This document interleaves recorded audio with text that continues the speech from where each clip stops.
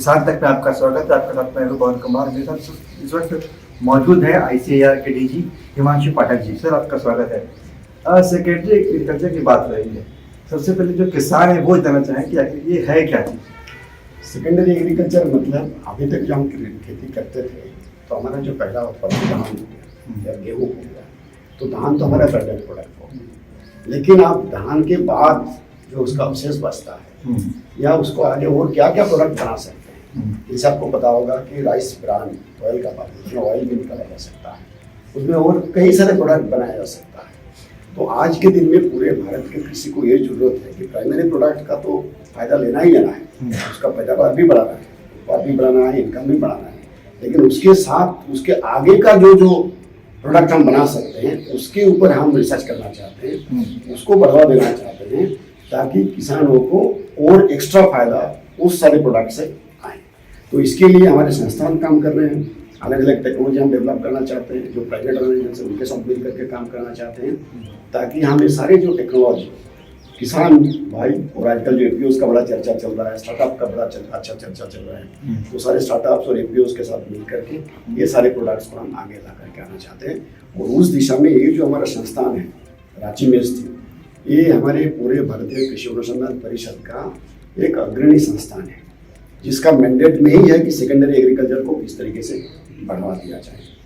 अब जो है कि संस्थान अभी तक वो लैब के ऊपर काम कर रहे थे, वो लैब के ऊपर काम तो जरूर जारी रहेगा, उसको आगे भी बढ़ाएंगे, लेकिन साथ साथ जो है कि हम ये अभी शुरू कर रहे हैं कि सेकेंडरी एग्रीकल्चर किस तरीके से, कौन सी दिशा में इसको ले जाया जाए, क्या रिसर्च होना चाहिए, क्या क्या प्रोडक्ट कौन से हमारा कमोडिटी से किया जा सकता है, उसके ऊपर जो है कि आप रिसर्च हम शुरू कर रहे हैं। एक क्वेश्चन ये है कि कल परसों जो आर्थिक सर्वे पेश किया गया है, झारखंड, मध्य प्रदेश और उड़ीसा, किसानों की यहाँ की आय घटी है, उसमें क्या कहना है?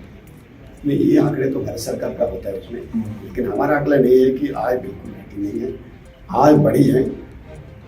ऑफकोर्स ये कहा जा सकता है कि अलग अलग प्रदेशों का किसानों का आय अलग अलग मात्रा में वृद्धि हुई है, लेकिन आय वृद्धि पूरे भारतवर्ष में किसी भी राज्य को ले लीजिए, पैदावार में वृद्धि हुई है जिसका आंकड़े हमारे पास है, इनकम में वृद्धि हुई है, और बाकी जो खुशहाली है सारे पैरामीटर्स में कुछ पिछले वर्षों में बढ़ोतरी हर एक राज्यों में। क्लाइमेट चेंज की बात करें, ICAR उस पर क्या करें? ये एक बहुत बड़ा चैलेंज अभी है और बनता जा रहा है। जलवायु परिवर्तन एक बहुत बड़ा चैलेंज केवल भारत के लिए नहीं है, पूरे वर्ल्ड के लिए, पूरे विश्व के लिए।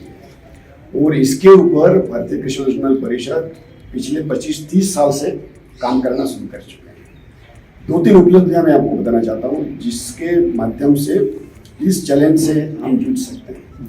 एक तो जैसे चावल या गेहूँ, लगभग हर एक जो क्रॉप है उसके हम जिसको कहते हैं क्लाइमेट स्मार्ट वेराइटी, वो हम डेवलप कर चुके हैं। जैसे अगर आपको चावल का एक जो उदाहरण दूं कि चावल के ऊपर हमारे पास आज के दिन कम से कम 15-20 ऐसे वेराइटी हैं जहां अगर सूखा भी पड़े तब भी जो है कि उसका पैदावार जो पहले बिल्कुल कट करके शून्य हो सकता था, अब वो नहीं होगा। सूखा भी पड़ जाए तब भी उसका पैदावार 100% ना हो, 80%, 85% के आसपास होगा।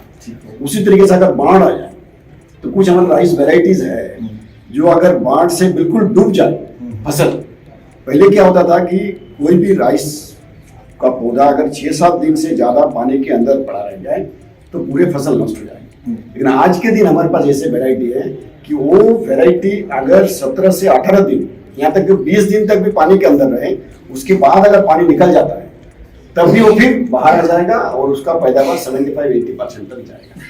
सिमिलरली गेहूं, पिछले साल ये हो रहा था कि तापमान आपको पता होगा कि मार्च में, अप्रैल में, फरवरी के एंड से काफी बढ़ना शुरू हो गया था, और ये सोचा जा रहा था कि भारत में गेहूं का पैदावार जो है कि 15 से 20% घट जाएगा, लेकिन ऐसा नहीं हुआ।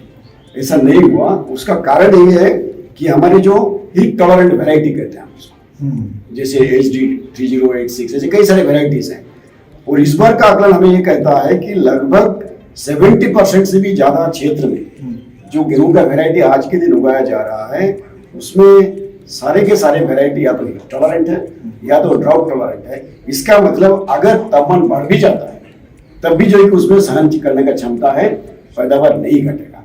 ये तो मैंने 2 एग्जांपल केवल दिया धान और गेहूं के मामले में। ऐसे लगभग हर एक फसल के ऊपर नई वैरायटी है, बल्कि मैनेजमेंट टेक्नोलॉजीज भी है। पानी का प्रबंधन कैसे होना चाहिए, खाद का प्रबंधन कैसे होना चाहिए, इंजीनियरिंग में किस तरीके का मशीनरी उसमें होना चाहिए, ताकि उसमें सूखा पड़े या बाढ़ आ जाए उसका प्रभाव तो होगा। ये हम नहीं कह रहे कि प्रभाव बिल्कुल ही नहीं होगा, लेकिन उसका दुष्प्रभाव कम से कम होगा।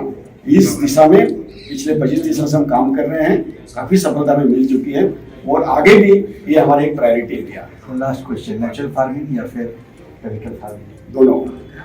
कुछ ऐसे क्षेत्र हैं जहाँ नेचुरल फार्मिंग आराम से किया जा सकता है और कुछ ऐसे भी जगह है जहाँ इमीडिएटली हो सकता है नेचुरल फार्मिंग को हम अपना नहीं सकते, लेकिन हमारे अभी परिषद में शोध जारी है कि क्या करना चाहिए, कैसे करना चाहिए, कौन सी फसल में होना चाहिए। लेकिन हमारा लक्ष्य यही है कि खेती में जो केमिकल्स है उसका इस्तेमाल कम से कम हो, जो पेस्टिसाइड का इस्तेमाल कर रहे हैं वो भी कम से कम किया जाए, खाद का इस्तेमाल कम से कम किया जाए, ताकि जो वातावरण के ऊपर, जलवायु के ऊपर, पानी के ऊपर, मिट्टी के ऊपर जो दुष्प्रभाव पड़ता है इसका, वो दुष्प्रभाव ना पड़े।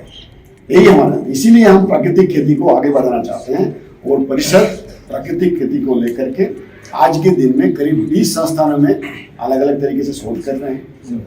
हमारे जितने भी केवीकेज हैं, 7 से 31 केवीकेज आज के दिन में पूरे देश में हैं, उनमें से 425 केवीके आज हमारे नेचुरल फार्मिंग के ऊपर डेमोन्स्ट्रेशन कर रहे हैं। किसानों के साथ मिल करके उनको ट्रेनिंग भी दे रहे हैं, समझा भी रहे हैं कि किस तरीके से नेचुरल फार्मिंग को आगे बढ़ाया जाए। तो परिषद के लिए भी ये एक प्राथमिकता है। Thank you. नेचुरल फार्मिंग ही कृषि का भविष्य है और इसे लेकर लगातार देश की जो ICAR संस्थान है उनमें शोध किए जा रहे हैं। इसके अलावा कई और ऐसे सवाल थे जिनके जवाब अभी DG ICAR हिमांशु पाठक ने दिए हैं। ऐसे ही और खबरों के लिए आप देखते रहिए किसान तक। नमस्कार।